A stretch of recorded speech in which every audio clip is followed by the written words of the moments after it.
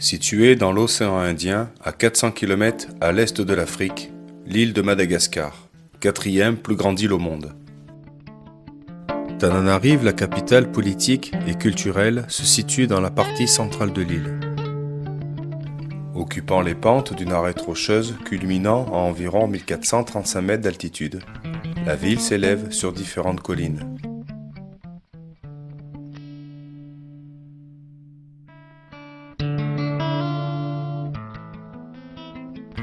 Perché sur l'une des plus hautes collines de la ville, le palais de la reine offre une vue imprenable sur Tananarive et peut également être vu dans presque tous les quartiers de la capitale. Telle une présence constante qui rappelle aux Tananariviens leur histoire. Sa population dépasse les 2 millions d'habitants. Les Français s'emparent de la ville en 1895. En 1896, Madagascar devient colonie française. L'arrivée du général Gallieni donne à Tananarive un nouveau statut, celui de capitale de Madagascar.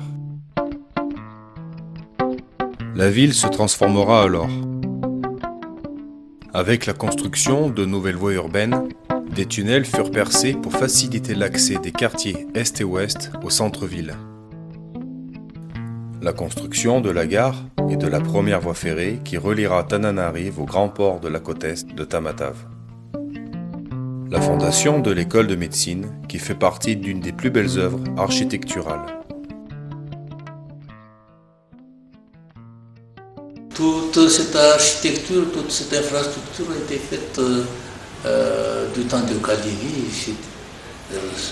C'est quelque chose qui vraiment a été appelé à durer longtemps.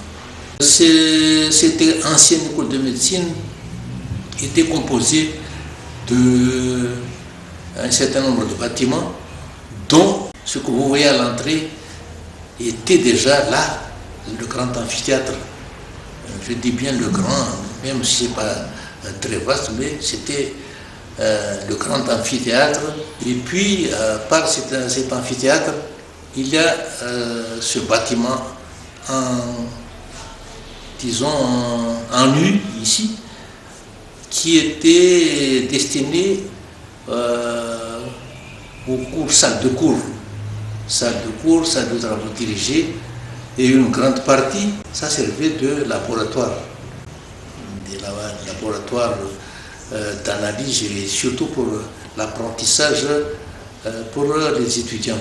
La coopération française qui nous a apporté son aide pour améliorer ces structures. Parce que dans les salles, vous allez voir qu'il y a beaucoup de planchers qui ont été remplacés par des structures en carreau, les planchers en bois. L'école de médecine a été tenue dans le temps par un certain docteur Fautonon. Actuellement, ce n'est plus une école de médecine, c'est transformé en institut donc, national de santé publique et communautaire réservé uniquement pour la spécialisation en santé publique. Ce bâtiment a été construit au temps de Gallieni, quand Gallieni était l'administrateur délégué général de la France ici à Madagascar. Et depuis, on a sans cesse essayé de réhabiliter, quoi. Mais l'architecture originale a été gardée depuis. Ce bâtiment a été construit en 1954, au temps de la colonisation, quoi. Ouais, mais ça a duré quand même plus de 50 ans, 60 ans et quelques. C'est un bâtiment plus ou moins moderne, quoi, à l'époque, c'était moderne. C'est au temps du gouverneur général de la France, ici à Madagascar. Si je ne me trompe pas, c'était André Sukato. Situé sur la ville haute, ce palais fut construit en 1872 par l'architecte Poul. Bâti en pierre et en briques, cette vaste construction est aujourd'hui ouverte au public pour faire apprécier son musée historique et culturel. Ce palais de justice royal, érigé par Paré, est doté de 16 colonnes néoclassiques et se dresse à l'emplacement d'une pierre où les premiers rois mernes rendaient justice. Les maisons traditionnelles de Tananarive constituent un patrimoine architectural original, fruit du métissage entre des apports mernes et européens.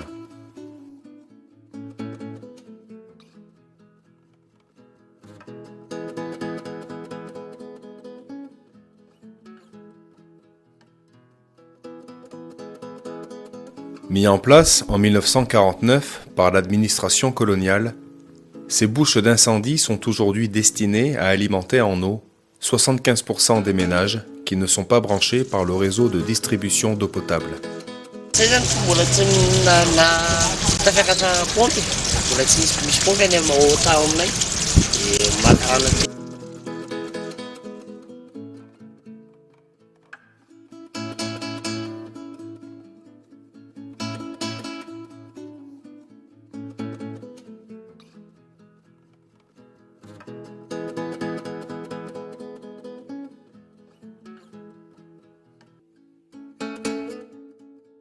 Lieu de détente et de promenade, la rive qui contourne le lac Anous est ombragée de jacarandas dont les fleurs violettes pleurent un suc parfumé en novembre.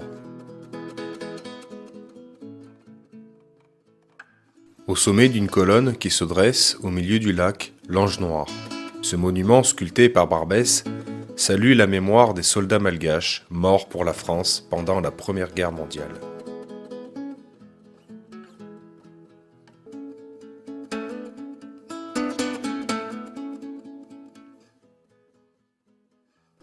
En ville, il existe des gargotes servant un menu préparé à l'avance. Entre 80 centimes et 1 euro le plat, on y mange des soupes, des pâtes sautées, du poisson frit, du riz accompagné d'un morceau de viande, et des masquites, petites brochettes de bœuf grillé.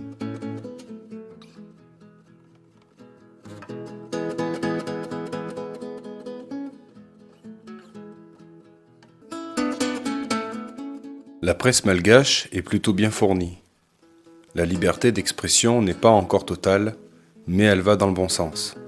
Il existe plusieurs quotidiens en langue française et en langue malgache. On peut acheter les quotidiens du jour dans de nombreuses boutiques, ou bien au milieu des carrefours par des vendeurs ambulants.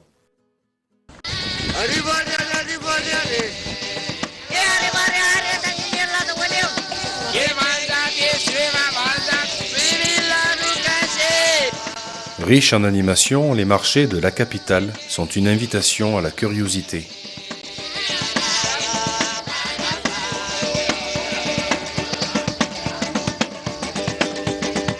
Les différents étalages des commerçants sont approvisionnés en grande partie par des produits issus de l'artisanat local et des articles venus du monde entier.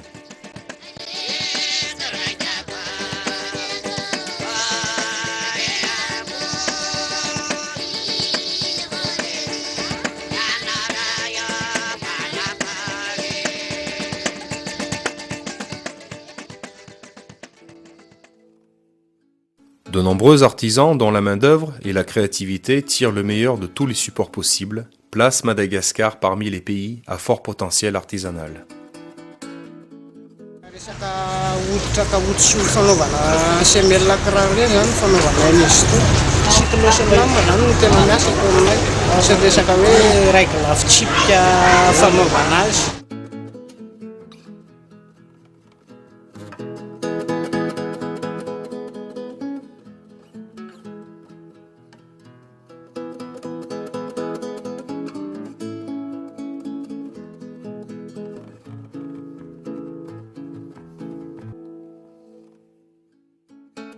Aponety. Fatina pneu. Fatina pneu fanaovana Cylène bloc. Vitsivitsy ihany dia vita arakaraka le habe. Ces Cylène blocs taillés dans des pneus usagés se substituent parfaitement aux pièces d'importation et sont réputés pour leur solidité.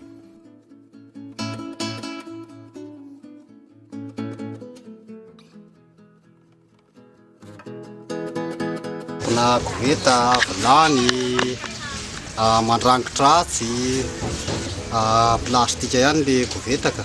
Moa ny vilany ary gnomma dia Ny zay ihany tsy maharitra ila mahisitra maharitra ila be io izy tsy hoe misy ihanina fa ny rehefa olona manampinampitra ampenana arakaraka zay fanarahana eo ka.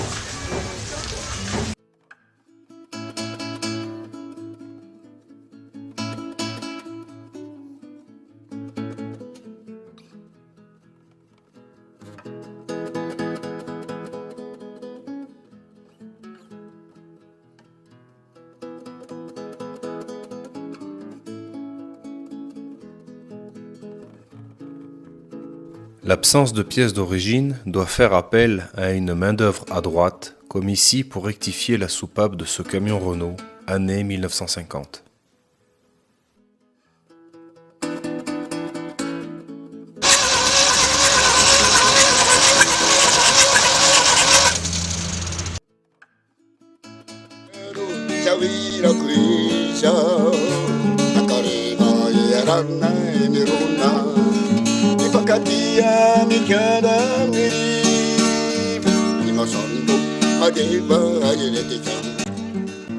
Le transport en commun de type minibus, appelé taxi B, est le moyen le plus économique pour traverser la ville. Il faut compter environ 30 centimes d'euros le trajet. Les receveurs de chaque compagnie annoncent à voix haute leur destination.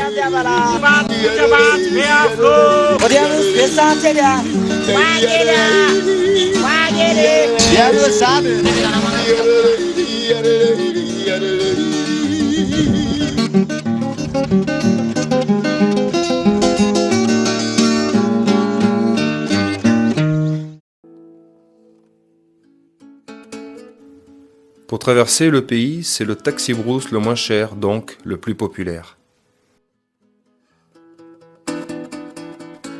Le taxi-brousse permet de relier les grandes villes, mais également les villages situés dans la brousse.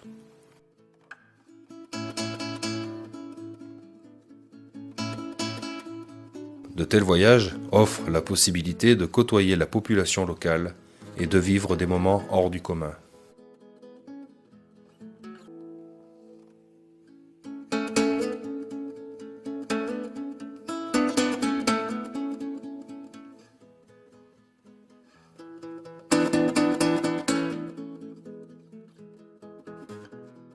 Dans un quartier de la ville se déroule un Famadiana. Cette coutume ancestrale, qui rend hommage aux défunts, se perpétue depuis les temps les plus anciens, en donnant lieu à une grande festivité réunissant familles et amis.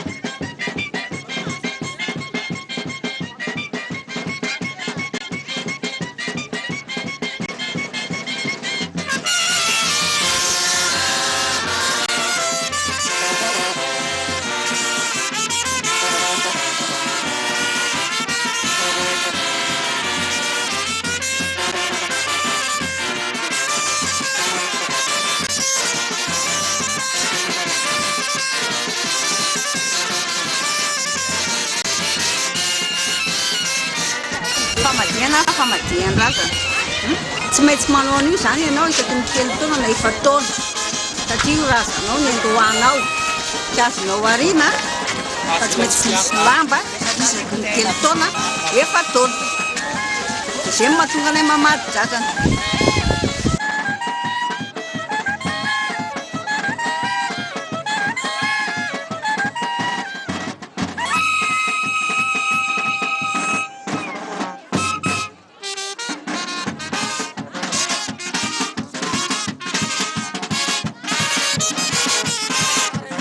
Ondry amin'ny herintaona na maty efa vory zany no tena akady amin'ity taona ity.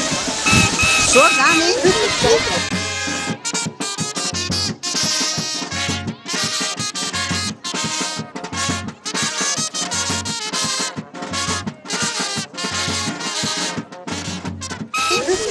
vola voatsika zao vola lalitsika tsika tsy makiaka an'izao ano an'izao aka mizikytsika nakasodina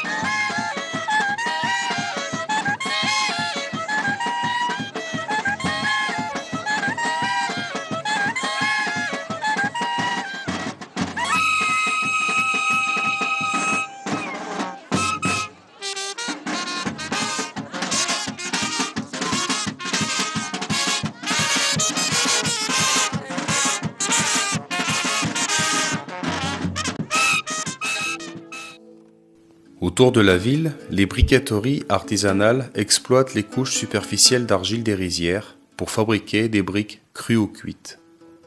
Les propriétaires de terrains argileux font appel à une main-d'œuvre provenant de Tananarive ou de la province.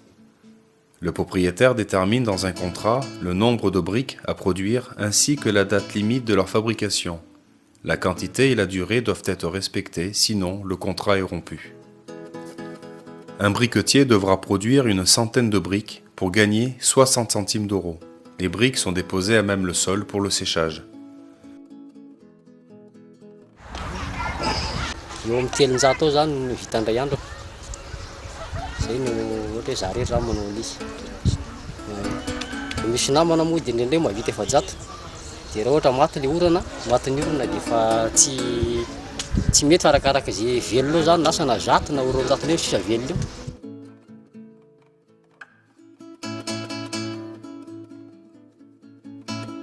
Lorsqu'il y a assez de briques, de 20 à 30 000 environ, la construction de la pyramide peut commencer.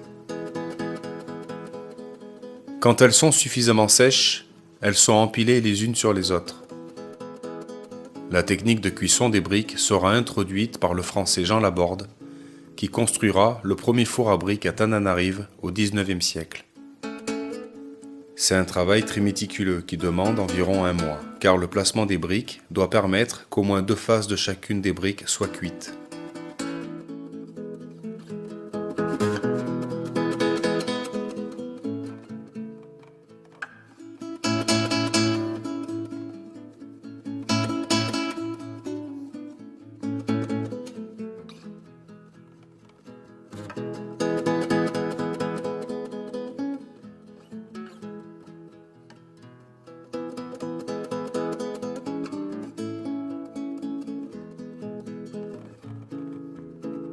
Ce sont généralement les femmes qui sont en charge du transport des briques jusqu'au lieu de l'édification.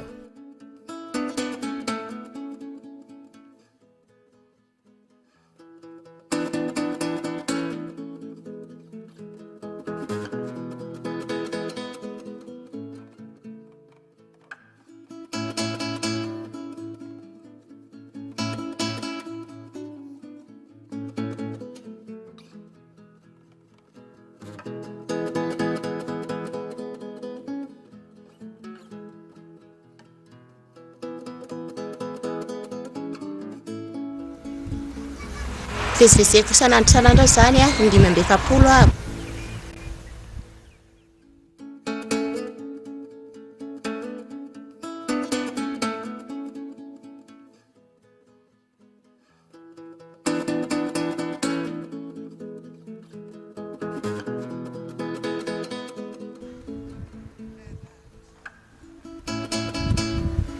Briky zakako 20.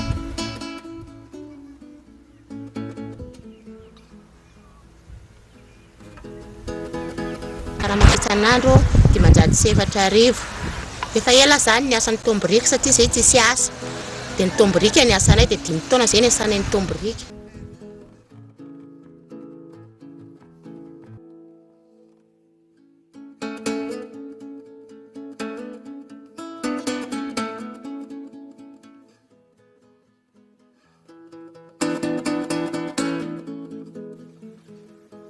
Les propriétaires aux revenus modestes préfèrent pour leur construction un montage des murs assemblés à l'aide d'un mortier de terre. La terre est un excellent liant, moins coûteux que le ciment, et assure aux constructions une durée de vie pour des décennies. Dans la zone de Tananarive, les rizières se comptent par milliers. Elles restent un élément principal du paysage de la ville et de ses proches périphériques. La riziculture est une activité qui date d'une époque très ancienne. Il est même considéré comme étant la culture de référence en matière de production agricole. Premier consommateur de riz au monde, cette céréale est la base de l'alimentation. L'agriculture urbaine et périurbaine de la capitale est couverte à 43% par l'agriculture locale. 18% des habitants de la capitale sont des paysans citadins. Ils cultivent des petites parcelles de légumes dans la ville même et dans le creux des collines. Grâce à cette agriculture périurbaine, Tananarive consomme 90 à 100% des légumes produits.